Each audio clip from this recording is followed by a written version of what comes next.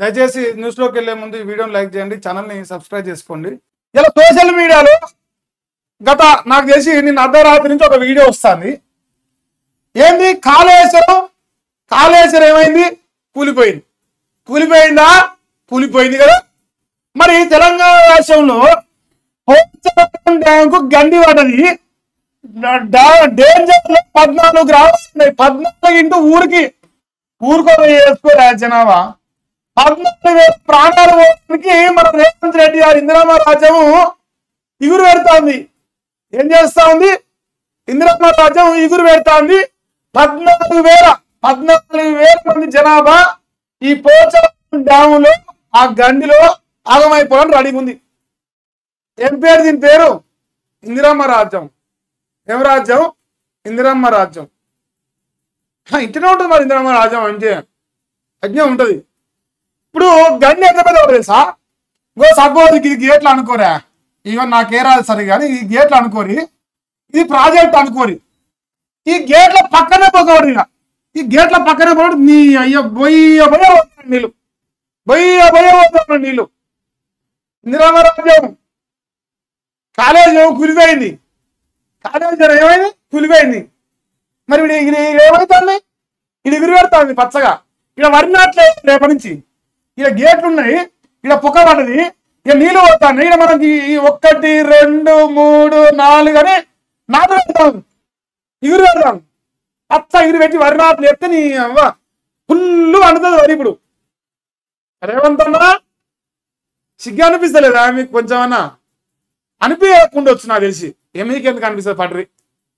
ఇంత దుర్మార్గంగా అలా గండి పడ్డది. 24 గంటలు కావస్తుంది నాకు తెలిసి. ఇప్పుడు 24 గంటలు కావస్తుంది. దాని పొడుగు రాయరు పుస్తుక్కుని. ఇప్పుడు కాళేశ్వరం ఇంకో పిల్లలు ఇప్పుడు గిట్ట ఉన్నది, గిట్ట అయిందా కాళేశ్వరం కూలిపోయి ఇట్ట రాదు కొడుకులు వార్తలు. ఇప్పుడు ఇది రాయరు. రేవంత్ వెలుగు, రేవంత్ దిశ, రేవంత్ జ్యోతి, రేవంత్ నాడు, రేవంత్ శని, ఇవన్నీ మాకు శని మోపాయినా. ఇప్పుడు వాస్తవాలు రాయడు. రేవంత్ రెడ్డి ఎన్న పొడుగు లేపాలనే చూస్తున్నారు కంటే. జనం వస్తే మనకెళ్ళి 14 ఊర్లు అంటే మీరు లెక్కేరా, ఊరికి 1000 మంది జనం వేసుకొని 14 ఊర్లు దిగుతాయి. ఇప్పుడు కాళేశ్వరం మేడిగడ ఓడన్నా దచ్చిండా చెప్పు నాకు. 20 నెలలు అవుతుంది. కూలిపోయిన కాలం దచ్చిండా నాకైతే ఏం కనపాలే. మరి రేవంత్ రెడ్డి గారి ఇందిరమ్మ రాజ్యం కూలిపోవాలని రెడీ ఉంది.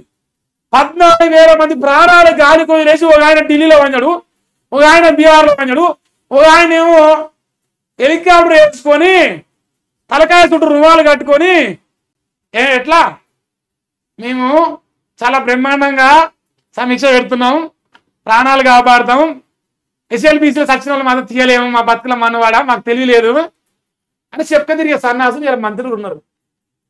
ఆ మంత్రులకు ఈ 14,000 మంది ప్రాణాలు కనిపించలేవు. హెలికాప్టర్ నాకు